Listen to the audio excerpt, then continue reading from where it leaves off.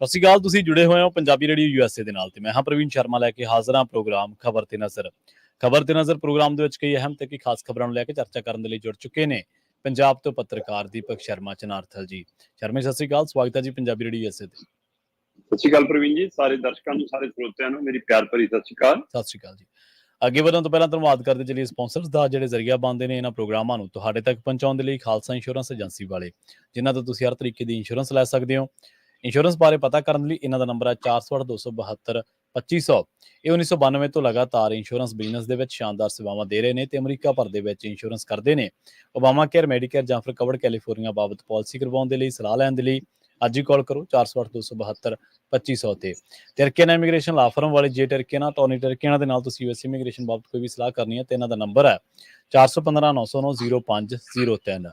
ਗੁਰਦੀਪ ਸਿੰਘ ਬਿਰਦੀ ਕਲੋਵਿਸ, ਮਨਦੀਪ ਸਿੰਘ, ਸੰਦੀਪ ਕੌਰ ਸੈਨ ਹੋਜ਼ੇ, Gurpal Singh Sacramento, Jind Kaur Bakersfield, Kamaljit Singh ਮੱਖਣ ਦੌਲਤਪੁਰੀਆ central ਵੈਲੀ ਤੇ ਜੱਸੀ ਗੱਲ ਪਲੰਬਿੰਗ ਵਾਲੇ ਬੇਕਰਸਫੀਲਡ ਤੋਂ। ਇਹਨਾਂ ਸਾਰੇ ਹੀ ਸਪਾਂਸਰਸ ਦਾ ਬਹੁਤ ਬਹੁਤ ਧੰਨਵਾਦ। ਤੇ ਜੇਕਰ ਤੁਸੀਂ ਵੀ ਪੰਜਾਬੀ ਰੇਡੀਓ USA ਦੇ ਇਹਨਾਂ ਪ੍ਰੋਗਰਾਮਾਂ ਨੂੰ ਸਪਾਂਸਰ ਕਰਨਾ ਚਾਹੁੰਦੇ ਹੋ ਤਾਂ ਸਟੂਡੀਓ ਦਾ ਨੰਬਰ ਹੈ 468-272-5200। ਅੱਜ ਦਾ ਖਬਰ ਤੇ ਨਜ਼ਰ ਪ੍ਰੋਗਰਾਮ ਸਾਲ 2024 ਦੀ 9 ਜੁਲਾਈ ਦਾ ਪ੍ਰੋਗਰਾਮ ਹੈ ਤੇ ਦਿਨ ਅੱਜ ਮੰਗਲਵਾਰ ਹੈ। ਖਬਰਾਂ ਦੇ ਵੱਲ ਆਈਏ ਸ਼ਰਮਾ ਜੀ, ਆਪਾਂ ਗੱਲ ਕਰੀਏ ਜਲੰਧਰ ਦੇ ਵਿੱਚ ਜ਼ਿਮਨੀ ਚੋਣਾਂ ਤੋਂ। ਵੋਟਾਂ ਪੈਣ ਦਾ ਅਮਲ ਸ਼ੁਰੂ ਹੋ ਚੁੱਕਿਆ, ਜਿਵੇਂ ਆਪਾਂ ਕੱਲ ਵੀ ਜ਼ਿਕਰ ਕੀਤਾ ਸੀ, ਕੱਲ ਨੂੰ ਪੈਣੀਆਂ ਨੇ ਵੋਟਾਂ। ਪਰ ਕਹਿੰਦੇ ਰਾਤ ਭਰ ਚੱਲਿਆ ਸੂਟ ਤੇ ਸ਼ਰਾਬ ਦਾ ਦੌਰ। ਸ਼ਰਾਬਾਂ ਦੇ ਦੌਰ ਤਾਂ ਚੱਲਦੇ ਸੋਹਣੇ ਸੀ, ਸੂਟਾਂ ਦਾ ਦੌਰ ਹੁਣੀ ਚੱਲੇ। ਬਿਲਕੁਲ ਪ੍ਰਵੀਨ ਜੀ, ਜਲੰਧਰ ਪੱਛਮੀ ਦੇ ਵਿੱਚ ਇਸ ਸਮੇਂ ਜਦੋਂ ਆਪਾਂ ਖਬਰ ਚਰਚਾ ਸ਼ੁਰੂ ਕਰ ਰਹੇ ਹਾਂ, ਉਸ ਸਮੇਂ ਵੋਟਾਂ ਪੈਣੀਆਂ ਸ਼ੁਰੂ ਹੋਈਆਂ। ਭਾਰਤੀ ਸਮੇਂ ਅਨੁਸਾਰ ਸਵੇਰੇ ਅੱਜ 7 ਵਜੇ ਤੋਂ ਲੈ ਕੇ ਸ਼ਾਮ ਦੇ 6 ਵਜੇ ਤੱਕ ਵੋਟਾਂ ਪੈਣੀਆਂ। ਸੋ 7 ਵੱਜ ਗਏ ਨੇ ਜੀ, ਉਸ ਹਿਸਾਬ ਨਾਲ ਸਮਝ ਲਓ ਵੋਟਾਂ ਪੈ ਰਹੀਆਂ ਜੀ। ਸੋ 7 ਵਜੇ ਤੋਂ ਲੈ ਕੇ 6 ਵਜੇ ਤੱਕ ਜਿਹੜਾ ਇਹ ਵੋਟ ਪ੍ਰੋਸੈਸ ਹੈ, ਇਹਦੇ ਲਈ ਬਕਾਇਦਾ ਤੌਰ ਤੇ 181 ਵੋਟਿੰਗ ਸੈਂਟਰ ਬਣਾਏ ਗਏ ਨੇ ਤੇ 700 ਤੋਂ ਵੱਧ ਜਵਾਨ ਤਾਇਨਾਤ ਕੀਤੇ ਗਏ ਨੇ, ਕਿਉਂਕਿ 15 ਉਮੀਦਵਾਰ ਜਲੰਧਰ ਪੱਛਮੀ ਜ਼ਿਮਨੀ ਚੋਣ ਲਈ ਮੈਦਾਨ 'ਚ ਨੇ। ਠੀਕ ਹੈ ਜੀ। ਤੇ 1,71,963 ਕੁੱਲ ਵੋਟਰ ਨੇ ਜਿਨ੍ਹਾਂ ਵੱਲੋਂ ਵੋਟਾਂ ਦਾ ਭੁਗਤਾਨ ਕੀਤਾ ਜਾਣਾ ਤੇ ਇਹਦੇ ਵਿੱਚ ਮਰਦ ਵੋਟਰਾਂ ਦੀ ਗਿਣਤੀ 90,000 ਦੇ ਕਰੀਬ ਹੈ। 99,629 ਮਰਦ ਵੋਟਰ ਨੇ। ਇਸੇ ਤਰ੍ਹਾਂ ਮਹਿਲਾਵਾਂ ਦੀ ਗਿਣਤੀ ਵੀ 82,000 ਤੋਂ ਉੱਪਰ ਹੈ। 82,326 ਮਹਿਲਾਵਾਂ ਦੀ ਵੋਟ ਹੈ, ਜਦੋਂ ਕਿ ਤੀਜੇ ਜੈਂਡਰ ਦੀਆਂ ਵੀ 8 ਵੋਟਾਂ ਨੇ। 1,71,963 ਕੁੱਲ ਵੋਟਾਂ ਨੇ। ਹਾਂ, ਜਿੱਥੋਂ ਤੱਕ ਹੈ ਕਿ ਬੇਸ਼ੱਕ 15 ਉਮੀਦਵਾਰ ਮੈਦਾਨ 'ਚ ਨੇ, ਬੇਸ਼ੱਕ 2 ਆਜ਼ਾਦ ਉਮੀਦਵਾਰ ਆਮ ਆਦਮੀ ਪਾਰਟੀ ਸ਼ਾਮਲ ਵੀ ਹੋ ਗਏ, ਪਰ ਉਹਨਾਂ ਦੇ ਨਿਸ਼ਾਨ ਵੀ ਵਿੱਚ ਬਣੇ ਰਹਿਣੇ ਨੇ, ਕਿਉਂਕਿ ਇਹ ਸਾਰਾ ਕੁਛ ਨੋਮੀਨੇਸ਼ਨ ਵਾਪਸੀ ਦਾ ਕੰਮ ਨਿਬੜ ਗਿਆ ਸੀ। ਸੋ ਇਸ ਲਈ ਮੁੱਖ ਮੁਕਾਬਲਾ ਇੱਥੇ ਆਪ, ਭਾਜਪਾ ਤੇ ਕਾਂਗਰਸ 'ਚ ਦੇਖਿਆ ਜਾ ਰਿਹਾ। ਆਪਾਂ ਕੱਲ ਵੀ ਗੱਲ ਕਰ ਰਹੇ ਸੀ ਕਿ ਆਮ ਆਦਮੀ ਪਾਰਟੀ ਦਾ ਮੌਜੂਦਾ MLA ਸੀ, ਉਹ ਅਸਤੀਫਾ ਦਿੱਤਾ ਤਾਂ ਜ਼ਿਮਨੀ ਚੋਣ ਹੋ ਰਹੀ ਹੈ ਤੇ ਲੋਕ ਸਭਾ ਚੋਣਾਂ ਦੇ ਦੌਰਾਨ ਕਾਂਗਰਸ ਤੇ BJP ਬਹੁਤ ਨੇੜੇ ਸੀ। ਇਸ ਲਈ ਆਮ ਆਦਮੀ ਪਾਰਟੀ, ਕਾਂਗਰਸ ਤੇ ਭਾਜਪਾ, ਇਹਨਾਂ 'ਚ ਤਿਕੋਣਾ ਮੁਕਾਬਲਾ ਲੋਕ ਮਹਿਸੂਸ ਕਰਦੇ ਨੇ। ਜੇ ਆਪਾਂ ਪਿਛਲੀਆਂ 2022 ਦੀਆਂ ਵਿਧਾਨ ਸਭਾ ਚੋਣਾਂ ਦੇਖਣੀਆਂ ਹੋਣ ਤਾਂ ਇੱਥੇ ਆਮ ਆਦਮੀ ਪਾਰਟੀ ਜਿੱਤਦੀ ਹੈ। ਸ਼ੀਤਲ ਉਂਗਰਾਲ ਉਸ ਸਮੇਂ 39,213 ਵੋਟਾਂ ਲੈ ਕੇ ਜਾਂਦੇ ਨੇ। ਦੂਏ ਨੰਬਰ ਤੇ ਕਾਂਗਰਸ ਰਹਿੰਦੀ ਹੈ। ਸੁਸ਼ੀਲ ਰਿੰਕੂ ਇੱਥੇ 34,960 ਵੋਟਾਂ ਲੈ ਕੇ ਜਾਂਦੇ ਨੇ। ਤੀਸਰੇ ਨੰਬਰ ਤੇ BJP ਰਹਿੰਦੀ ਹੈ। ਮਹਿੰਦਰ ਭਗਤ ਇੱਥੇ 33,486 ਵੋਟਾਂ ਲੈ ਕੇ ਜਾਂਦੇ ਨੇ। ਸੋ ਆਮ ਆਦਮੀ ਪਾਰਟੀ ਪਹਿਲੇ ਨੰਬਰ ਤੇ ਰਹੀ, ਕਾਂਗਰਸ ਦੂਏ ਤੇ ਰਹੀ, BJP ਤੀਏ ਤੇ ਰਹੀ। ਹੁਣ BJP ਵਾਲਾ ਉਮੀਦਵਾਰ ਆਮ ਆਦਮੀ ਪਾਰਟੀ ਦਾ ਉਮੀਦਵਾਰ ਆ, ਆਮ ਆਦਮੀ ਪਾਰਟੀ ਵਾਲਾ ਉਮੀਦਵਾਰ BJP ਦਾ ਉਮੀਦਵਾਰ। ਸੋ ਇਹ ਉਲਟ ਪੁਲਟ ਹੋਇਆ। ਪਰ ਹਾਲ ਹੀ ਜਿਹੜੀਆਂ ਲੋਕ ਸਭਾ ਚੋਣਾਂ ਹੋਈਆਂ, ਉਹਦੇ ਵਿੱਚ ਕਾਂਗਰਸ ਸਭ ਤੋਂ ਉੱਪਰ ਹੈ, ਭਾਜਪਾ ਦੂਏ ਨੰਬਰ ਤੇ ਹੈ ਤੇ ਤੀਏ ਨੰਬਰ ਤੇ ਆਮ ਆਦਮੀ ਪਾਰਟੀ ਆਈ ਹੈ। ਪਰ ਇੱਥੇ ਹੁਣ ਪਾੜਾ ਦੇਖੋ, 39, 34, 33 ਬਹੁਤ ਨੇੜੇ ਨੇੜੇ ਆ। 2022 ਦੇ ਵਿੱਚ ਆਮ ਆਦਮੀ ਪਾਰਟੀ 33% ਵੋਟ ਲੈ ਕੇ ਜਾਂਦੀ ਹੈ, ਕਾਂਗਰਸ 30% ਲੈ ਕੇ ਜਾਂਦੀ ਹੈ, BJP 28% ਲੈ ਕੇ ਜਾਂਦੀ ਹੈ। ਪਰ ਜਦੋਂ ਹੁਣ 2024 ਵਾਲੀਆਂ ਆਮ ਚੋਣਾਂ ਹੋਈਆਂ ਤਾਂ ਉਸ ਲੋਕ ਸਭਾ, ਜਲੰਧਰ ਲੋਕ ਸਭਾ ਚੋਣ ਦੇ ਦੌਰਾਨ ਜਲੰਧਰ ਪੱਛਮੀ ਤੋਂ ਇਸ ਹਲਕੇ ਤੋਂ ਕਾਂਗਰਸ ਦਾ ਉਮੀਦਵਾਰ 44,000 ਤੋਂ ਉੱਪਰ ਵੋਟਾਂ ਲੈ ਗਿਆ। ਭਾਜਪਾ ਦਾ ਉਮੀਦਵਾਰ 42,000 ਤੋਂ ਵੱਧ ਵੋਟਾਂ ਲੈ ਗਿਆ। ਦੋਏ ਉਮੀਦਵਾਰ ਵਿਧਾਨ ਸਭਾ ਨਾਲੋਂ ਵੱਧ ਵੋਟਾਂ ਵੀ ਲੈ ਗਏ ਔਰ ਨੇੜੇ ਵੀ ਚਲੇ ਗਏ, ਔਰ ਕਾਂਗਰਸ ਉੱਪਰ ਵੀ ਚਲੀ ਗਈ ਭਾਜਪਾ ਨਾਲੋਂ ਇੱਥੇ। ਪਰ ਆਮ ਆਦਮੀ ਪਾਰਟੀ ਜਿਹੜੀ ਸਭ ਤੋਂ ਉੱਪਰ ਸੀ, ਉਹ ਸਭ ਤੋਂ ਥੱਲੇ ਆ ਗਈ ਇਹਨਾਂ ਤਿੰਨਾਂ ਚ ਆਪਸ ਚ। ਸੋ ਆਮ ਆਦਮੀ ਪਾਰਟੀ ਇੱਥੇ 15,000 ਦੇ ਗੇੜ ਚ ਰਹੇਗੀ, 28,000 ਵੋਟਾਂ ਪਿੱਛੇ ਨੇ। ਸੋ ਇਸ ਲਈ ਆਮ ਆਦਮੀ ਪਾਰਟੀ ਨੇ, ਉਹਨਾਂ ਦੀ ਲੀਡਰ ਨੇ, ਉਹਨਾਂ ਦੇ ਮੁੱਖ ਮੰਤਰੀ ਦੇ ਨਾਤੇ ਭਗਵੰਤ ਮਾਨ ਨੇ ਸਭ ਤੋਂ ਵੱਧ ਜ਼ੋਰ ਲਾਇਆ ਜੀ। ਸੋ ਹੁਣ ਅੱਜ ਜਿਹੜਾ ਵੋਟ ਪ੍ਰੋਸੈਸ ਆ, ਉਹ ਇੱਕ ਰਾਤ ਪਹਿਲਾਂ ਮਤਲਬ ਗੱਡੀ ਫੜ ਲਈ। ਸ਼ੀਤਲ ਉਂਗਰਾਲ ਕਹਿੰਦਾ ਜੀ ਮੈਂ ਗੱਡੀ ਫੜ ਲਈ, ਇਹਦੇ ਵਿੱਚ ਸ਼ਰਾਬ ਭਰੀ ਵੀ ਹੈ ਜੀ, ਇਹ ਆਪ ਵਾਲਿਆਂ ਨੇ ਭੇਜੀ ਆ। ਠੀਕ ਹੈ ਜੀ, ਠੀਕ ਹੈ ਜੀ। ਉਹ ਰੌਲਾ ਪਾਉਂਦੇ ਨੇ ਜਦੋਂ ਕਿ ਉਹ ਕਹਿੰਦੇ ਅਸੀਂ ਉਹ ਨਹੀਂ ਗਏ ਜੀ, ਆਹ ਨਹੀਂ ਗਏ ਜੀ, ਮਤਲਬ ਕਿਸੇ ਨੇ ਤਾਂ ਭੇਜੀ ਆ। ਇਹ ਡਰਾਮਾ ਖੂਬ ਚੱਲਦਾ ਕਿ ਉਹ ਹਗਾਮਾ ਹੁੰਦਾ ਉੱਥੇ। ਉਧਰ ਚੰਨੀ ਜੀ ਕਹਿੰਦੇ ਆ ਮੈਂ ਗੱਡੀ ਫੜ ਲਈ ਭਾਈ, ਆ ਸੂਟ ਬਣ ਰਹੇ ਨੇ, ਆਪ ਵਾਲਿਆਂ ਦੇ ਸੂਟ ਨੇ ਜੀ, ਠੀਕ ਹੈ ਨਾ। ਉਹ ਕਹਿੰਦੇ ਪਰ ਮੈਂ ਹੁਣ ਜਿਹੜੇ ਸੂਟ ਲੈਣ ਆਏ ਆ ਉਹਨਾਂ ਨੂੰ ਨਿਰਾਸ਼ ਨਹੀਂ ਹੋਣ ਜਾਣ ਦਾ, ਸੂਟ ਦਓ ਉਹਨਾਂ ਨੂੰ, ਅੱਛਾ, ਸੂਟ ਦੇ ਕੇ ਭੇਜੇ ਉਹ ਜਿਹੜੇ ਲੈਣ ਆਏ ਹੈ ਨਾ। ਪਰ ਜਿਹੜੇ ਦੇਣ ਆਏ ਕਹਿੰਦੇ ਸਵਾਲ ਉਹਨਾਂ ਤੇ ਆ। ਤੋ ਇਸ ਲਈ ਰਾਤ ਕੁਝ ਧਿਰਾਂ ਪਹਿਰੇ ਲਾਉਂਦੀਆਂ ਨਜ਼ਰ ਆਈਆਂ ਕਿ ਵੰਡ ਨਾ ਜਾਣ, ਤੇ ਕੁਝ ਧਿਰਾਂ ਰੋਕ ਕੇ ਨਜ਼ਰ ਆਈਆਂ, ਕੁਝ ਵੰਡਦੀਆਂ ਨਜ਼ਰ ਆਈਆਂ। ਤੋ ਇਹ ਸਾਰੀ ਰਾਤ ਇਹ ਖੇਡ ਚੱਲਿਆ। ਸੋ ਹੁਣ ਕੁੱਲ ਮਿਲਾ ਕੇ ਆਮ ਆਦਮੀ ਪਾਰਟੀ ਦੇ ਮਹਿੰਦਰ ਭਗਤ, ਕਾਂਗਰਸ ਦੇ ਸੁਰਿੰਦਰ ਕੌਰ ਤੇ ਭਾਜਪਾ ਦੀ ਸ਼ੀਤਲ ਉਂਗਰਾਲ, ਇਹਨਾਂ ਤਿੰਨਾਂ ਦੇ ਵਿੱਚ ਮੁਕਾਬਲਾ ਮੰਨਿਆ ਜਾ ਰਿਹਾ ਔਰ ਇਹਨਾਂ ਲਈ ਵੋਟਾਂ ਪੈ ਰਹੀਆਂ। ਜਲੰਧਰ ਪੱਛਮੀ ਸਣੇ ਦੇਸ਼ ਦੇ ਵਿੱਚ 13 ਲੋਕ ਵਿਧਾਨ ਸਭਾ ਸੀਟਾਂ ਤੇ ਜਿਮਨੀ ਚੋਣ ਹੋ ਰਹੀ ਆ। 10 ਜੁਲਾਈ ਨੂੰ ਵੋਟਾਂ ਪੈ ਰਹੀਆਂ, 13 ਜੁਲਾਈ ਨੂੰ ਨਤੀਜੇ ਆਉਣਗੇ। ਇਸ ਵਾਰ ਉਂਗਲੀ ਤੇ ਸਿਹਾਈ ਵੀ ਮਤਲਬ ਖੱਬੇ ਹੱਥ ਦੀ ਪਹਿਲੀ ਉਂਗਲ ਦੀ ਬਜਾਏ ਦੂਏ ਤੇ ਲੱਗਣੀ ਆ, ਕਿਉਂਕਿ ਜੇ ਪੁਰਾਣਾ ਨਿਸ਼ਾਨ ਉਤਰਿਆ ਨਹੀਂ, ਜਾਨੂੰ ਅਗਲੀਆਂ ਜਿਮਨੀ ਚੋਣਾਂ ਜਿਹੜੀਆਂ ਫਿਰ ਕਹਣਾ ਇਹ ਨਹੀਂ ਉਤਰਿਆ, ਹੁਣ 30 ਤੇ ਲਾ ਦੋ। ਹਾਂਜੀ, ਜਾਨੂੰ ਫਿਰ ਪੰਚਾਇਤੀ ਨਗਰ ਨਿਗਮਾਂ ਨੇ ਫਿਰ ਕਹਿਣਗੀਆਂ ਪੈਰ ਦੀਆਂ ਉਂਗਲਾਂ ਤੇ ਲਾ ਲਓ। ਤੋ ਇਹ ਇਸ ਲਈ ਇਹ ਚੋਣਾਂ ਚੱਲੀ ਜਾਣੀਆਂ ਤੇ ਪੰਜਾਬ ਦੇ ਵਿੱਚ ਜਾਬਤਾ ਕੋਈ ਨਾ ਕੋਈ ਲੱਗਿਆ ਰਹਿਣਾ। ਇਸ ਨੂੰ ਲੈ ਕੇ ਵੀ ਲੋਕ ਆਉਂਦੇ ਨੇ। ਪਰ ਅੱਜ ਸਭ ਦੀ ਨਜ਼ਰ ਜਲੰਧਰ ਪੱਛਮੀ ਤੇ ਆ ਜੀ, ਪੈ ਰਹੀਆਂ ਨੇ ਵੋਟਾਂ। 13 ਨੂੰ ਨਤੀਜੇ ਦੇਖਦੇ ਆ ਜੀ, ਕਿਹਦਾ ਦਿਨ ਚੜ੍ਹਦਾ ਤੇ ਕਿਹਦਾ ਦਿਨ ਡੁੱਬਦਾ। ਹਾਂਜੀ, ਬਿਲਕੁਲ। ਇਹਨਾਂ ਚੋਣਾਂ ਦੇ ਦੌਰਾਨ, ਜ਼ਿਮਨੀ ਚੋਣਾਂ ਦੇ ਅੱਜ ਜਿਹੜਾ ਵੋਟਾਂ ਪੈਣ ਦਾ ਅਮਲ ਹੈ, ਇਸ ਅਮਲ ਤੱਕ ਪੁੱਜਣ ਦੇ ਦੌਰਾਨ ਆਪਾਂ ਇਹ ਵੀ ਚਰਚਾ ਕਰਦੇ ਰਹੇ ਸ਼ਰਮਾ ਜੀ ਕਿ ਕਿਹੜੇ ਦਲ ਬਦਲੂ ਨੇ ਤੇ ਜਲੰਧਰ ਕਿਵੇਂ ਦਲ ਬਦਲੂਆਂ ਦਾ ਗੜ੍ਹ ਬਣ ਗਿਆ। ਅੱਜ ਪ੍ਰਵੀਨ ਜੀ ਤਿੰਨੇ ਪਾਰਟੀਆਂ ਮੁਕਾਬਲੇ 'ਚ ਹੋਣ ਦੇ ਬਾਵਜੂਦ ਇੱਕ ਪਹਿਲੂ ਤੋਂ ਫਿਕਰਮੰਦ ਵੀ ਨੇ। ਪਿਛਲੀਆਂ 3 ਵਿਧਾਨ ਸਭਾ ਚੋਣਾਂ 'ਚ ਇੱਥੇ ਕੋਈ ਵੀ ਪਾਰਟੀ ਰਿਪੀਟ ਨਹੀਂ ਹੋਈ। 2012 'ਚ ਇੱਥੋਂ ਭਾਜਪਾ ਜਿੱਤੀ ਸੀ, 2017 'ਚ ਇੱਥੋਂ ਕਾਂਗਰਸ ਜਿੱਤ ਗਈ, ਠੀਕ ਹੈ ਜੀ, 2022 ਦੇ ਵਿੱਚ ਇੱਥੋਂ ਆਮ ਆਦਮੀ ਪਾਰਟੀ ਜਿੱਤ ਗਈ। ਜਿੱਤਿਆ ਪਰ ਭਾਜਪਾ ਵਾਲਾ ਬੰਦਾ ਜਿਹੜਾ ਉਧਰੋਂ ਆਇਆ ਸੀ। ਤਿੰਨੇ ਵਾਰ ਪਾਰਟੀ ਦਾ ਝੰਡਾ ਨਿਸ਼ਾਨ ਬਦਲਿਆ। ਤੋਂ ਹੁਣ ਦੇਖਦੇ ਆ ਕਿ ਇਸ ਵਾਰ ਇਹਨਾਂ ਤਿੰਨਾਂ ਚੋਂ ਵਾਰੀ ਕਿਹਦੀ ਆਉਂਦੀ ਹੈ ਜਾਂ ਕੋਈ ਹੋਰ ਬਾਜੀ ਮਾਰਦਾ। ਹਾਂਜੀ, ਬਿਲਕੁਲ। ਪਰ ਤੁਸੀਂ ਇਹ ਵੀ ਚਰਚਾ ਆਪਾਂ ਕਰਦੇ ਰਹੇ ਸ਼ਰਮਾ ਜੀ ਵੀ ਮੁੱਖ ਮੰਤਰੀ ਸਾਹਿਬ ਤਾਂ ਮੁੱਛ ਦਾ ਸਵਾਲ ਬਣਾਈ ਬੈਠੇ ਨੇ ਨਾ। ਮੁੱਖ ਮੰਤਰੀ ਮੈਂ ਕਹਿੰਦਾ ਪੁੱਛੋ ਨਾ ਜੀ, ਲੋਕਾਂ ਨੇ ਸੁੱਖ ਦਾ ਸਾਹ ਲਿਆ ਕਿ ਇੰਨੀ ਸਿਕਿਉਰਿਟੀ ਗਾਰਡ, ਬਾਜ਼ਾਰ ਬੰਦ ਕਰ ਦਿਓ ਜੀ, ਦੁਕਾਨਾਂ ਬੰਦ ਕਰ ਦਿਓ ਜੀ, ਘਰਾਂ ਚੋਂ ਨਾ ਨਿਕਲਿਓ ਜੀ, ਮੁੱਖ ਮੰਤਰੀ ਸਾਹਿਬ ਆ ਰਹੇ ਨੇ। ਸੋ ਉਸ ਚੀਜ਼ ਦਾ ਉਲਟਾ ਕਿਤੇ ਨੁਕਸਾਨ ਨਾ ਹੋ ਜਾਵੇ ਆਮ ਆਦਮੀ ਪਾਰਟੀ। ਹਾਂਜੀ, ਜੀ ਜੀ। ਅਗਲੀ ਖਬਰ ਦੇ ਵੱਲ ਵਧੀਏ। ਕਹਿੰਦੇ ਪੰਜਾਬ ਦੇ ਵਿੱਚ ਹਥਿਆਰਾਂ ਦੇ ਲਾਇਸੈਂਸ ਰੱਦ ਹੋਣਗੇ ਸ਼ਰਮਾ ਜੀ। ਲਾਇਸੈਂਸ ਤਾਂ ਲੈਣ ਦੇ ਲਈ ਪ੍ਰਕਿਰਿਆ ਬਹੁਤ ਲੰਮੀ ਹੈ ਤੇ ਫੀਸ ਵੀ ਖਾਸੀ ਤਾਰਨੀ ਪੈਂਦੀ ਹੈ। ਪ੍ਰਵੀਨ ਜੀ, ਜਦੋਂ ਨਵੀਂ ਸਰਕਾਰ ਬਣੀ ਸੀ ਤਦ ਸਿਕਿਉਰਿਟੀ ਹਟਾਉਣ ਨੂੰ ਲੈ ਕੇ ਇੱਕ ਸਮੀਖਿਆ ਚੱਲੀ ਤੇ ਉਸ ਸਮੀਖਿਆ ਦੇ ਵਿੱਚੋਂ ਸਿਕਿਉਰਿਟੀ ਹਟਾ ਲਈ ਸਭ ਤੋਂ ਪਹਿਲਾਂ, ਤੇ ਉਹਦਾ ਨਤੀਜਾ ਵੀ ਭੋਗ ਲਿਆ ਕਿ ਸਿੱਧੂ ਮੂਸੇਵਾਲਾ ਕਾਂਡ ਵਾਪਰਿਆ। ਉਸ ਤੋਂ ਬਾਅਦ ਇਹ ਮਾਮਲਾ ਥੋੜਾ ਠੰਡੇ ਵਕਤ ਚਲਾ ਗਿਆ ਸੀ ਜੀ। ਪਰ ਇਹ ਪੰਜਾਬ ਦੇ ਲੋਕ ਵੀ ਚਾਹੁੰਦੇ ਨੇ ਕਿ ਜਿਹੜੇ VIP ਜਿਹੜੇ ਲਸ਼ਕਰ ਲਈ ਫਿਰਦੇ ਨੇ ਉਹਨਾਂ ਦੇ ਉੱਤੇ ਕੈਂਚੀ ਫੇਰੋ ਨਾ ਕਿ ਏਦਾਂ ਜਿਹਨਾਂ ਨੂੰ ਲੋੜ ਹੈ ਤੁਸੀਂ ਉਹਨਾਂ ਤੋਂ ਹਟਾਓ। ਤੋ ਇਸ ਹਵਾਲੇ ਦੇ ਦਰਮਿਆਨ ਇਹ ਵੀ ਚਰਚਾ ਚੱਲੀ ਸੀ ਕਿ ਜਿਹੜੇ ਲਾਇਸੈਂਸੀ ਹਥਿਆਰ ਨੇ ਉਹਨਾਂ ਦੀ ਵੀ ਸਮੀਖਿਆ ਸਰਕਾਰ ਕਰ ਰਹੀ ਹੈ।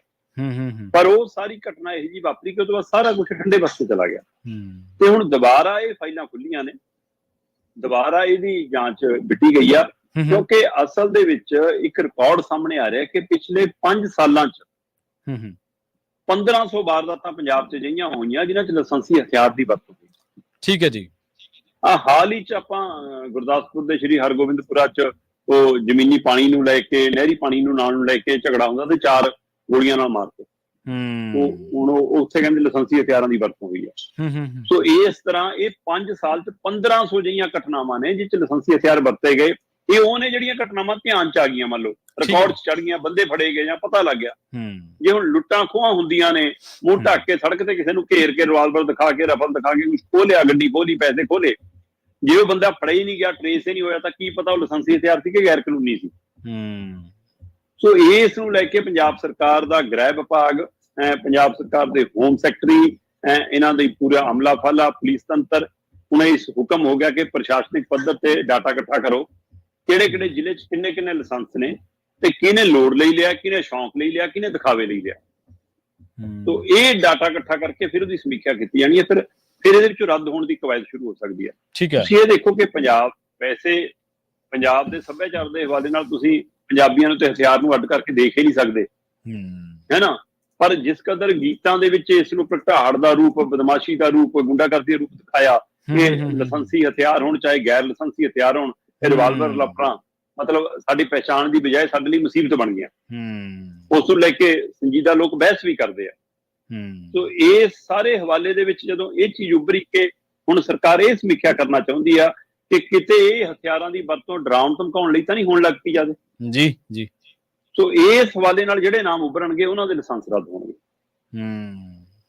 ਪੰਜਾਬ ਦੇ ਵਿੱਚ ਇਸ ਮੌਕੇ ਪੂਰੇ ਭਾਰਤ ਦੇ 10% ਲਾਇਸੈਂਸੀ ਹਥਿਆਰ ਨੇ। ਠੀਕ ਹੈ ਜੀ। ਪੂਰੇ ਮੁਲਕ ਦੇ ਬਾਕੀ ਸੂਬਿਆਂ ਕੋਲ 90% ਨੇ, ਇਕੱਲੇ ਪੰਜਾਬ ਕੋਲ 10% ਨੇ। 4.5 ਲੱਖ ਤੋਂ ਵੱਧ ਲੋਕਾਂ ਕੋਲ ਲਾਇਸੈਂਸੀ ਹਥਿਆਰ ਨੇ। ਮੈਂ 4.5 ਲੱਖ ਲੋਕਾਂ ਦੀ ਗੱਲ ਕਰ ਰਿਹਾ। ਇੱਕ ਕੋਲ 2 ਵੀ ਨੇ, ਕਿਸੇ ਕੋਲ 3 ਵੀ ਨੇ। ਹਾਂਜੀ ਹਾਂਜੀ। ਸੋ ਇਸ ਲਈ 4.5 ਲੋਕਾਂ ਕੋਲ ਲਾਇਸੈਂਸੀ ਹਥਿਆਰ ਨੇ ਪੰਜਾਬ ਦੇ ਵਿੱਚ, ਤੇ ਦੇਸ਼ ਦਾ 10% ਹੈ। ਇਸ ਲਈ ਹੁਣ ਇਹ ਸਮੀਖਿਆ ਸ਼ੁਰੂ ਹੋਈ ਹੈ, ਔਰ ਪੰਜਾਬ ਦੇ ਵਿੱਚ ਜਿਨ੍ਹਾਂ ਕੋਲ ਲੋਕਲ ਲਾਇਸੈਂਸ ਹੈ, ਮਤਲਬ ਕਿ ਸਟੇਟ ਪੱਧਰ ਦਾ ਜਾਂ ਚੰਡੀਗੜ੍ਹ ਦਾ ਜਾਂ ਹਰਿਆਣੇ ਦਾ, ਨੇੜੇ ਕੁਝ ਉਹਨਾਂ ਦਾ, ਉੱਥੇ ਤਾਂ ਡੀਸੀ ਦੇ ਅਧਿਕਾਰ ਖੇਤਰ 'ਚ ਹੁੰਦਾ। ਸੋ ਇਸ ਲਈ ਉਹ ਡੀਸੀ ਤੋਂ ਡੀਜੀਪੀ ਰਾਹੀਂ ਉਹ ਸਾਰੀ ਜਾਣਕਾਰੀ ਇਕੱਠੀ ਹੋ ਕੇ ਜਾਣੀ ਆ। ਦੂਸਰੇ ਪਾਸੇ ਜਿਨ੍ਹਾਂ ਕੋਲ ਆਲ ਇੰਡੀਆ ਹਥਿਆਰ ਦਾ ਲਾਇਸੈਂਸੀ ਹਥਿਆਰ ਹੈ, ਉਹ ਹੋਮ ਸੈਕਟਰੀ ਨੇ ਰਿਪੋਰਟ ਮੰਗੀ ਹੈ ਕਿ ਉਹਦਾ ਹਿਸਾਬ ਮੇਰੇ ਕੋਲ ਲੈ ਕੇ ਆਓ, ਕਿਉਂਕਿ ਉਹਨੂੰ ਅਧਿਕਾਰ ਹੈ ਉਹ ਲਾਇਸੈਂਸ ਜਾਰੀ ਕਰਨ ਦਾ ਤੇ ਰੱਦ ਕਰਨ ਦਾ। ਸੋ ਹੁਣ ਸ਼ੁਰੂਆਤ ਲਗਭਗ ਜਲੰਧਰ ਤੋਂ ਹੀ ਹੋ ਗਈ ਹੈ। ਜਲੰਧਰ 'ਚ ਹਥਿਆਰਾਂ ਦੇ ਲਾਇਸੈਂਸਾਂ ਵਾਲੇ ਜਿਨ੍ਹਾਂ ਕੋਲ ਲਾਇਸੈਂਸ ਸੀ 56 ਰੱਦ ਹੋ ਗਏ। ਸਮੀਖਿਆ ਕਰਕੇ 56 ਬੰਦਿਆਂ ਦੇ ਹਥਿਆਰਾਂ ਦੇ ਲਾਇਸੈਂਸ ਰੱਦ ਕਰ ਦਿੱਤੇ ਗਏ ਨੇ ਜਲੰਧਰ ਖੇਤਰ 'ਚ। ਠੀਕ ਹੈ ਜੀ। ਸੋ ਇੱਥੋਂ ਇਹ ਕਵਾਇਦ ਸ਼ੁਰੂ ਹੋ ਗਈ ਹੈ, ਤੇ ਹੁਣ ਪੂਰੇ ਪੰਜਾਬ ਦੀ ਸਮੀਖਿਆ ਕਰਨ ਤੋਂ ਬਾਅਦ ਦਰਜਨਾਂ ਜਾਂ ਸੈਂਕੜੇ ਲਾਇਸੈਂਸੀ ਹਥਿਆਰ ਰੱਦ ਵੀ ਹੋ ਸਕਦੇ ਆ। ਸੋ ਇਹ ਸੁਰੱਖਿਆ ਲਈ ਨੇ, ਨਾ ਕਿ ਦਿਖਾਵੇ ਲਈ, ਪ੍ਰਦਰਸ਼ਨ ਲਈ, ਵਿਆਹਾਂ 'ਚ ਰੰਗ 'ਚ ਭੰਗ ਪਾਉਣ ਲਈ, ਹੈ ਨਾ, ਜਾਂ ਮਤਲਬ ਕਿ ਦੀਵਾਲੀ ਦੁਸਹਿਰੇ ਤੇ ਗੁਰਪੁਰਬ ਤੇ ਗੋਲੀਆਂ ਚਲਾਉਣ ਲਈ, ਉਹਨਾਂ ਕੰਮਾਂ ਲਈ ਨਹੀਂ ਹੈਗੇ। ਜਾਂ ਕਿਤੇ ਭੀੜ ਭੜੱਕੇ ਏਰੀਏ 'ਚ ਮਾੜੀ ਜਿਹੀ ਗੱਲ ਹੋ ਗਈ ਜਦੋਂ ਕੱਢ ਲਓ ਹਥਿਆਰ। ਸੋ ਇਸ ਲਈ ਇਹ ਸਮੀਖਿਆ ਕਰਨ ਤੋਂ ਬਾਅਦ ਪੰਜਾਬ ਦੇ ਵਿੱਚ ਵੱਡੀ ਗਿਣਤੀ 'ਚ ਹੁਣ ਹਥਿਆਰਾਂ ਦੇ ਲਾਇਸੈਂਸ ਰੱਦ ਹੋ ਸਕਦੇ ਆ। ਜੀ ਜੀ। ਤੇ ਸ਼ਰਮਾ ਜੀ, ਅਗਲੀ ਖਬਰ ਦੇ ਵੱਲ ਵਧੀਆ ਆਪਾਂ ਗੱਲ ਕਰੀਏ। ਕਹਿੰਦੇ ਨਕਲੀ ਗੁਰੂ ਘਰ, ਨਕਲੀ ਆਨੰਦ ਕਾਰਜ, ਤੇ ਉੱਥੇ ਫਿਰ ਪਹੁੰਚ ਗਏ ਕਹਿੰਦੇ ਅਸਲੀ ਸਿੰਘ। ਘੜੂਆਂ ਦੇ ਨੇੜੇ ਫਿਲਮ ਇੰਡਸਟਰੀ ਇੱਕ ਬਣੀ ਹੈ, ਉੱਥੇ ਅਕਸਰ ਸ਼ੂਟਿੰਗਾਂ ਚੱਲਦੀਆਂ ਰਹਿੰਦੀਆਂ ਪ੍ਰਵੀਨ ਜੀ, ਤੇ ਉਸੇ ਤਹਿਤ ਕੋਈ ਪੰਜਾਬੀ ਸੀਰੀਅਲ ਦੀ ਸ਼ੂਟਿੰਗ ਹੋ ਰਹੀ ਸੀ, ਤੇ ਉਹ ਸੀਰੀਅਲ ਦੀ ਸ਼ੂਟਿੰਗ ਦੇ ਵਿੱਚ ਕਹਿੰਦੇ ਜੀ ਵਿਆਹ ਦਾ ਦ੍ਰਿਸ਼ ਫਿਲਮਾਉਣਾ, ਤੇ ਇਸ ਲਈ ਉਸਨੂੰ ਸਹੀ ਅਸਲੀ ਰੂਪ ਦੇਣ ਦੇ ਲਈ ਕਹਿੰਦੇ ਜੀ ਆਨੰਦ ਕਾਰਜ ਦੀ ਰਸਮ ਕਰਾਂਗੇ ਜੀ। ਤੇ ਉਹਦੇ ਲਈ ਕਹਿੰਦੇ ਗੁਰਦੁਆਰਾ ਸਾਹਿਬ ਦਾ ਸੈੱਟ ਲਾ ਲਿਆ। ਸੈੱਟ ਨਹੀਂ ਲਾਇਆ, ਪਾਠੀ ਬੁਲਾ ਲਿਆ। ਠੀਕ ਹੈ ਜੀ। ਨਕਲੀ ਪਾਲਕੀ ਬਣਾ ਕੇ ਉਹਦੇ ਵਿੱਚ ਨਕਲੀ ਗੁਰੂ ਗ੍ਰੰਥ ਸਾਹਿਬ ਦਾ ਮਤਲਬ ਦਿਖਾਵਾ ਕਰਨ ਦੀ ਕੋਸ਼ਿਸ਼ ਕੀਤੀ। ਅੱਛਾ। ਫਿਰ ਲਾਵਾਂ ਪੜਨ ਦਾ ਮਤਲਬ ਕਾਰਵਾਈ ਪਾਉਣ ਦੀ ਉਹ ਕੀਤਾ। ਸੋ ਇਹ ਜਾਣਕਾਰੀ ਨਿਹੰਗ ਸਿੰਘਾਂ ਨੂੰ ਮਿਲ ਗਈ ਤੇ ਉਹ ਇਕੱਠੇ ਹੋ ਕੇ ਉੱਥੇ ਪਹੁੰਚ ਗਏ। ਇਸ ਗੱਲ ਦਾ ਮਾਮਲਾ ਪੁਲਿਸ ਕੋਲ ਪਹੁੰਚ ਗਿਆ, ਤੇ ਪੁਲਿਸ ਆ ਗਈ, ਹਗਾਮਾ ਹੋਇਆ, ਖਿੱਚੋ ਤੂੰ ਵੀ ਹੋਈ ਆ, ਤੇ ਮਾਮਲਾ ਥਾਣੇ ਪਹੁੰਚ ਗਿਆ। ਉਹ ਕਹਿੰਦੇ ਸਾਰੇ ਸੀਸੀਟੀਵੀ ਫੁਟੇਜ ਅਸੀਂ ਮੰਗਾ ਲਏ। ਨਿਹੰਗ ਸਿੰਘ ਕਹਿੰਦੇ ਸਾਡੇ ਕੋਲ ਵੀ ਫੁਟੇਜ ਹੈਗੀ, ਹੈ ਨਾ। ਉਹ ਕਹਿੰਦੇ ਘਟਨਾ ਕਰਨ ਤੇ ਫਿਲਮਾਂ ਵਾਲੇ ਕਹਿੰਦੇ ਸਾਡੇ ਨਾਲ ਵਧੀਕੀ ਕੀਤੀ। ਉਹ ਕਹਿੰਦੇ ਅਸੀਂ ਗੱਲਬਾਤ ਕੀਤੀ। ਇੱਕ ਪਾਸੇ ਮਾਮਲਾ ਪੁਲਿਸ 'ਚ, ਦੂਏ ਪਾਸੇ ਜਥੇਦਾਰ ਗਿਆਨੀ ਰਘਵੀਰ ਸਿੰਘ ਹੋਰਾਂ ਦਾ ਬਿਆਨ ਆ ਗਿਆ। ਸ੍ਰੀ ਅਕਾਲ ਤਖ਼ਤ ਸਾਹਿਬ ਜਥੇਦਾਰ ਕਹਿੰਦੇ ਕਿ ਬਹੁਤ ਮੰਦਭਾਗਾ ਜੀ, ਜਿਨ੍ਹਾਂ ਲੋਕਾਂ ਨੇ ਕੀਤਾ ਐਸਜੀਪੀਸੀ ਉਹਨਾਂ ਤੇ ਬਣਦੀ ਕਾਨੂੰਨੀ ਕਾਰਵਾਈ ਕਰੇ। ਇਹ ਬਾਰ-ਬਾਰ ਧਾਰਮਿਕ ਰਹਿਤ ਮਰਿਆਦਾ ਨੂੰ ਭੰਗ ਕੀਤਾ ਜਾ ਰਿਹਾ। ਸਿੱਖ ਧਰਮ ਦੇ ਵਿੱਚ ਇੱਕ ਤਰ੍ਹਾਂ ਘੁਸਪੈਠ ਕੀਤੀ ਜਾ ਰਹੀ ਹੈ। ਔਰ ਉਹ ਕਹਿੰਦੇ ਕਿ ਜਿਹੜੀਆਂ ਧਿਰਾਂ ਨੇ ਇਹ ਕੰਮ ਕੀਤਾ ਉਹਨਾਂ ਤੇ ਐਸਜੀਪੀਸੀ ਕਾਨੂੰਨੀ ਕਾਰਵਾਈ ਤਾਂ ਕਰੇ ਜੀ, ਪਰ ਇਹਨਾਂ 'ਚ ਇਹ ਵੀ ਜਾਣਕਾਰੀ ਮਿਲਦੀ ਹੈ ਕਿ ਕੁਝ ਤਾਂ ਸਿੱਖ ਚਿਹਰੇ ਨੇ, ਕੁਝ ਸਿੱਖ ਕਲਾਕਾਰ ਨੇ ਜਿਹੜੇ ਇਸ ਗੱਲ ਤੋਂ ਸਾਰੇ ਜਾਣੂ ਨੇ। ਜੇ ਉਹਨਾਂ ਦੀ ਹਾਜ਼ਰੀ 'ਚ ਸਾਰਾ ਕੁਝ ਹੋ ਰਿਹਾ, ਜਾਂ ਉਹ ਕਈ ਵੀਡੀਓ 'ਚ ਬਹਿਸਦੇ ਵੀ ਕੁਝ ਨਜ਼ਰ ਆਏ, 1-2 ਕਲਾਕਾਰ ਜਿਹੜੇ ਸਿੱਖ ਸਰੂਪ ਵਾਲੇ ਨੇ ਪੂਰੇ, ਜਿਨ੍ਹਾਂ ਨੇ ਦਸਤਾਰ ਵੀ ਬੰਨ੍ਹਦੇ ਨੇ, ਪੂਰਾ ਦਾੜਾ ਵੀ ਪ੍ਰਕਾਸ਼ ਹੈ, ਸਾਰਾ ਕੁਝ ਹੈ। ਉਹ ਕਹਿੰਦੇ ਜੇ ਉਹ ਇਹ ਜਿਹਾ ਕੁਝ ਕਰਾਉਂਦੇ ਨੇ, ਉਹਨਾਂ ਨੂੰ ਅਸੀਂ ਗੁਰੂ ਮਰਿਆਦਾ ਦੇ ਅਨੁਸਾਰ ਨਾਲ ਤਲਬ ਵੀ ਕਰਾਂਗੇ। ਜਥੇਦਾਰ ਸਾਹਿਬ ਕਹਿੰਦੇ ਕਿ ਉਹਨਾਂ ਨੂੰ ਸਾਨੂੰ ਤਲਬ ਕਰਨ ਦਾ ਵੀ ਅਧਿਕਾਰ ਹੈ ਨਾ, ਤੇ ਇਸ ਲਈ ਉਹ ਤਲਬ ਵੀ। ਪਰ ਇਸ ਤੋਂ ਹੀ ਚਰਚਾ ਫਿਰ ਤੁਰੀ ਆ ਕਿ ਜਿਸ ਤਰ੍ਹਾਂ ਵਿਆਹਾਂ ਦੇ ਵਿੱਚ ਹੁਣ ਹੋ ਗਿਆ ਕਿ ਪੈਲਸਾਂ 'ਚ ਗੁਰੂ ਸਾਹਿਬ ਦਾ ਪ੍ਰਕਾਸ਼ ਨਹੀਂ ਕੀਤਾ ਜਾ ਸਕਦਾ, ਉਸੇ ਤਰ੍ਹਾਂ ਫਿਲਮਾਂ ਨੂੰ ਲੈ ਕੇ ਕੋਈ ਸਖਤ ਨਿਰਦੇਸ਼ ਦੀ ਲੋੜ ਹੈ। ਹੁਣ ਅਗਲੇ ਕਹਿੰਦੇ ਕਿ ਅਸਲੀ ਪ੍ਰਕਾਸ਼ ਕਰਨ ਦੀ ਰੋਕ ਸੀ, ਇਸ ਲਈ ਅਸੀਂ ਨਕਲੀ ਬਣਾ ਲਿਆ ਜੀ। ਇਹ ਤਾਂ ਉਹਦੇ ਨਾਲ ਵੀ ਮੰਦਭਾਗੀ ਗੱਲ ਹੈ, ਤੁਸੀਂ ਮਤਲਬ ਨਕਲੀ ਲਾਮਾ ਪੜ੍ਹ ਰਹੇ ਹੋ।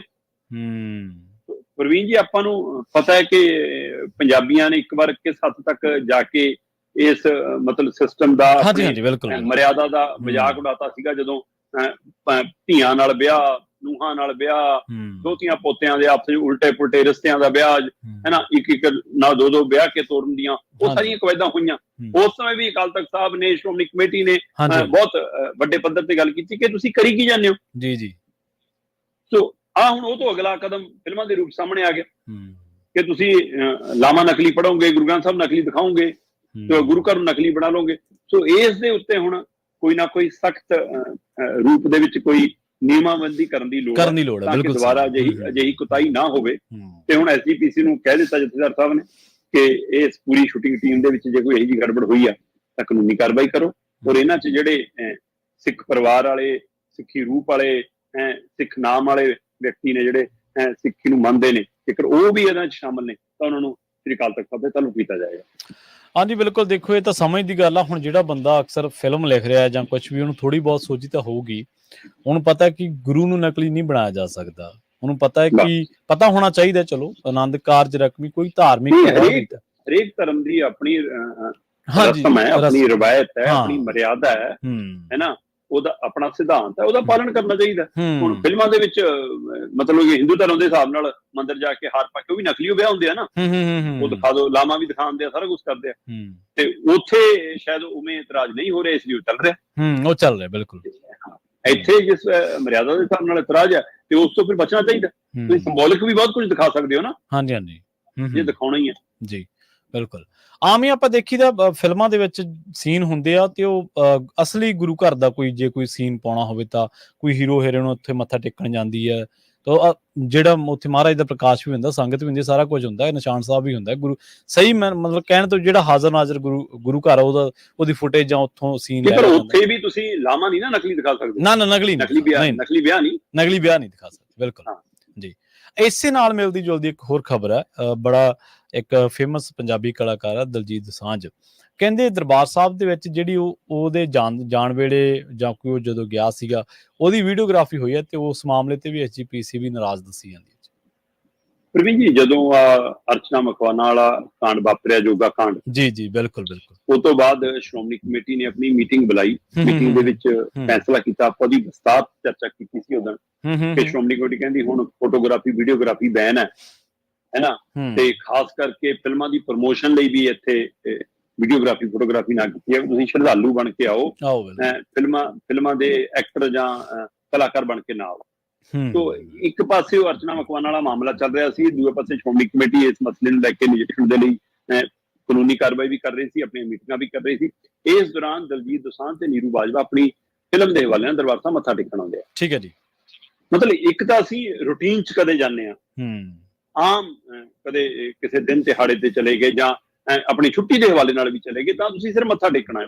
ਪਰ ਜਦੋਂ ਤੁਸੀਂ ਅਚੇਚ ਲੈ ਕੇ ਆਉਂਦੇ ਹੋ ਕਿ ਹਾਂ ਭਾਈ ਚੋਣਾਂ ਨੇ, ਮੈਂ ਇਸ ਲਈ ਮੱਥਾ ਟੇਕਣ ਆਇਆ, ਮੇਰੀ ਫਿਲਮ ਹੈ ਭਾਈ ਮੈਂ ਤਾਂ ਮੱਥਾ ਟੇਕਣ ਆਇਆ, ਫਿਰ ਤੁਸੀਂ ਉਹਦਾ ਪ੍ਰਦਰਸ਼ਨ ਵੀ ਕਰਦੇ ਹੋ। ਤੁਸੀਂ ਉਸ ਦੀ ਗੁਰੂ ਦੀ ਆੜ ਦੇ ਵਿੱਚ ਆਪਣੀ ਪ੍ਰਮੋਸ਼ਨ ਕਰ ਰਹੇ ਹੋ। ਜੇ ਤੁਸੀਂ ਆਪ ਹੀ ਗਏ ਫਿਲਮ ਦੇ ਹਵਾਲੇ ਨਾਲ ਤਾਂ ਤੁਸੀਂ ਉਹਦੀ ਪ੍ਰਚਾਰ ਨਹੀਂ ਕਰਨਾ। ਹੁਣ ਇਹ ਨਵਾਂ ਸਿਧਾਂਤ ਦੇ ਹਵਾਲੇ ਨਾਲ ਇਹ ਹਦਾਇਤ ਜਾਰੀ ਹੋ ਰਹੀ ਹੈ। ਜੀ। ਸੋ ਨੀਰੂ ਬਾਜਵਾ ਤੇ ਦਲਜੀਤ ਦੋਸਾਂਝ ਆਏ ਤੇ ਦਲਜੀਤ ਦੋਸਾਂਝ ਨੇ ਸਵੇਰੇ ਤੜਕਸਾਰ ਪਾਲਕੀ ਸਾਹਿਬ ਦੀ ਸੇਵਾ ਵੀ ਨਿਭਾਈ ਤੇ ਉਹ ਤੋਂ ਬਿਨਾਂ ਦੇਖ ਕਰਾਉਣ ਦੀ, ਅਰਦਾਸ ਕਰਾਉਣ ਦੀ, ਮੱਥਾ ਟੇਕਣ ਦੀ, ਉਹ ਸਾਰੀ ਆਪਣੀ ਟੀਮ ਦੇ ਨਾਲ ਦੀਆਂ ਉਹਨਾਂ ਨੇ ਇੱਕ ਬਣਾ ਕੇ ਕਲਿੱਪ ਸੋਸ਼ਲ ਮੀਡੀਆ ਤੇ ਪਾਤਾ। ਉਹ ਚੰਗਾ ਦੇਖਿਆ ਵੀ ਗਿਆ। ਪਰ ਸ਼੍ਰੋਮਣੀ ਕਮੇਟੀ ਤੇ ਸ੍ਰੀ ਅਕਾਲ ਤਖਤ ਸਾਹਿਬ ਦੇ ਜਥੇਦਾਰ ਨੇ ਉਸ ਵੀਡੀਓਗ੍ਰਾਫੀ ਜਿਹੜੀ ਸਵਾਲ ਖੜਾ ਕੀਤਾ ਕਿ ਇਹ ਤੁਹਾਡੀ ਫਿਲਮ ਦੀ ਪ੍ਰਮੋਸ਼ਨ ਦਾ ਹਿੱਸਾ ਹੀ ਹੈ। ਤੁਸੀਂ ਇੱਕ ਤਰ੍ਹਾਂ ਨਾਲ ਫਿਲਮ ਦੀ ਪ੍ਰਮੋਸ਼ਨ ਹੀ ਕੀਤੀ ਹੈ ਇਸ ਹਵਾਲੇ ਨਾਲ। ਤੋ ਇਸ ਲਈ ਉਹ ਕਹਿੰਦੇ ਕਿ ਅਜਿਹੀਆਂ ਵੀਡੀਓਗ੍ਰਾਫੀਆਂ ਤੋਂ ਬਚਣ ਦੀ ਲੋੜ ਹੈ, ਸਾਨੂੰ ਇਸ ਤੇ ਵੀ ਇਤਰਾਜ਼ ਹੈ। ਤੇ ਜਥੇਦਾਰ ਸਾਹਿਬ ਨੇ SGPC ਨੂੰ ਹਦਾਇਤ ਕੀਤੀ ਹੈ ਕਿ ਇਹ ਤੇ ਨਜ਼ਰਸਾਨੀ ਕਰੋ। SGPC ਨੇ ਕਿਹਾ ਕਿ ਅਸੀਂ ਜਿਹੜਾ ਉਹ ਫੈਸਲਾ ਲਿਆ ਸੀ ਆਪਣਾ ਕਮੇਟੀ 'ਚ, ਉਸ ਨੂੰ ਹੁਣ ਅਮਲੀ ਜਾਮਾ ਪਹਿਨਾ ਦਿੱਤਾ। ਦਰਬਾਰ ਸਾਹਿਬ ਦੀ ਪਰਿਕਰਮਾ ਦੇ ਵਿੱਚ ਸਰੋਵਰ ਦੇ ਇਰਦ ਗਿਰਦ ਹੁਣ ਵੀਡੀਓਗ੍ਰਾਫੀ, ਹੁਣ ਬੇਮਤਲਬ ਦੀ ਫੋਟੋਗ੍ਰਾਫੀ ਨਹੀਂ ਹੋਏਗੀ। ਹਾਂ, ਸ਼ਰਧਾਲੂਆਂ ਦੀਆਂ ਭਾਵਨਾਵਾਂ ਨੂੰ ਅਸੀਂ ਧਿਆਨ 'ਚ ਰੱਖਾਂਗੇ ਕਿ ਜਿਹੜਾ ਦਰਬਾਰ ਸਾਹਿਬ ਵਿਖੇ ਆਉਂਦਾ ਹੈ ਬੰਦਾ, ਉਹ ਯਾਦਗਾਰ ਵਜੋਂ ਜੇ ਫੋਟੋ ਲਿਜਾਣਾ ਚਾਹੁੰਦਾ ਹੈ ਤਾਂ ਇੱਕ ਸੈਲਫੀ ਖਿਚਾ ਲਵੇ ਆਪਣੀ, ਜਾਂ ਉਹ ਮਤਲਬ ਕਿ ਇੱਕ ਫੋਟੋ ਖਿਚਾ ਲਵੇ ਉੱਥੇ ਖੜ ਕੇ, ਚਾਹੇ ਉਹ ਫੋਟੋਗ੍ਰਾਫੀ ਹੋ ਜਾਵੇ ਤੇ ਚਾਹੇ ਉਹ ਸੈਲਫੀ ਹੋ ਜਾਵੇ। ਪਰ ਕਹਿੰਦੇ ਜੇ ਤੁਸੀਂ ਕਹੋ ਕਿ ਹੁਣ ਤੁਰੇ ਜਾਂਦੇ ਵੀਡੀਓ ਬਣਾ ਰਹੇ ਹਾਂ ਜੀ, ਵੱਖ-ਵੱਖ ਐਂਗਲਾਂ ਤੋਂ ਫੋਟੋਆਂ ਖਿਚਾ ਰਹੇ ਹਾਂ ਜੀ, ਉਹ ਕਰ ਰਹੇ ਹਾਂ, ਉਹ ਮਨਜ਼ੂਰ ਨਹੀਂ।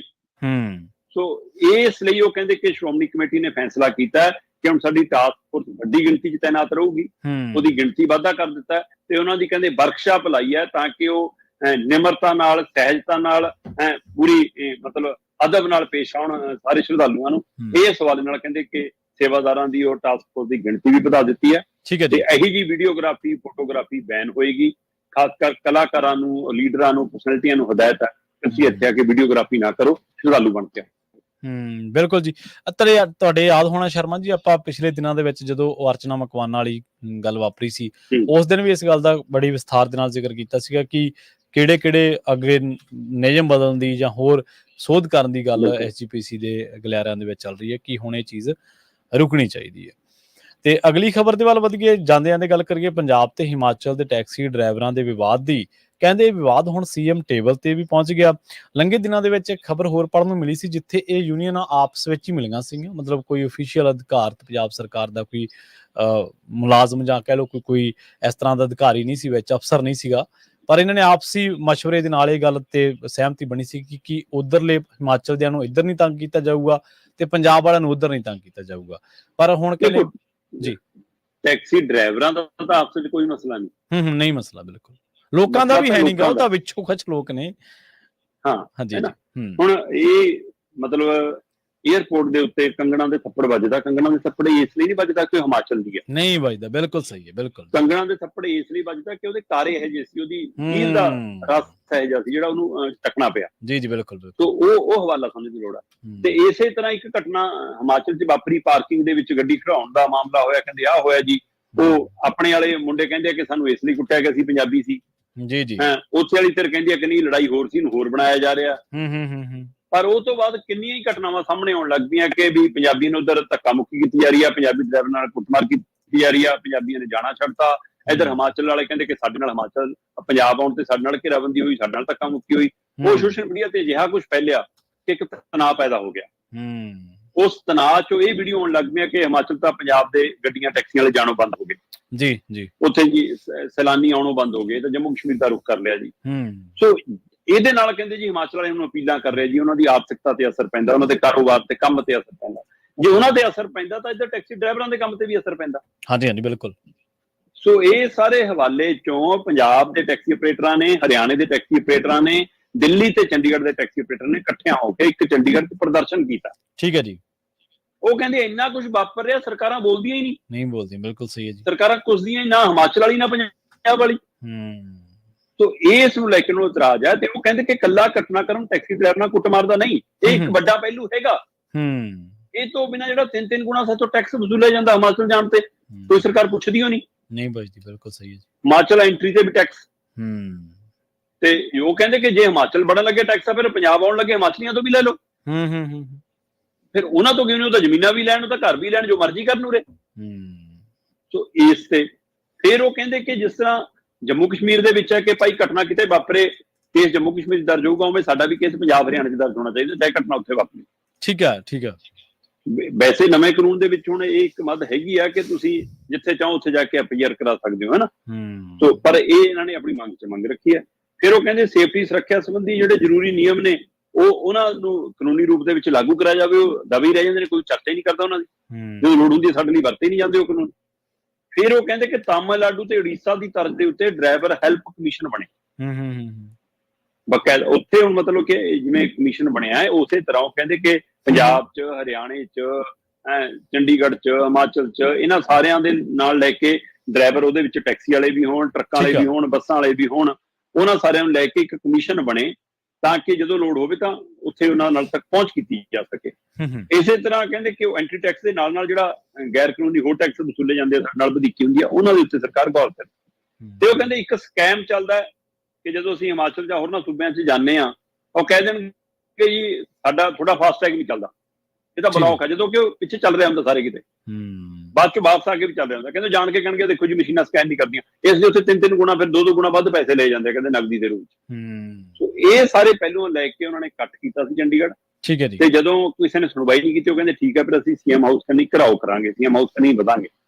ਤੇ ਫਿਰ ਸੀਐਮ ਦੇ ਘਰੇ ਤਾਰਾਂ ਖੜਕੀਆਂ ਤੇ ਉਸ ਤੋਂ ਬਾਅਦ ਅਧਿਕਾਰੀ ਆਏ, ਉਹਨਾਂ ਨੇ ਗੱਲਬਾਤ ਕੀਤੀ। ਹੁਣ ਇਸ ਯੂਨੀਅਨ ਦੇ ਨਾਲ 29 ਜੁਲਾਈ ਨੂੰ ਮੁੱਖ ਮੰਤਰੀ ਭਗਵੰਤ ਮਾਨ ਦੀ ਬੈਠਕ ਤੈਅ ਹੋਈ ਹੈ।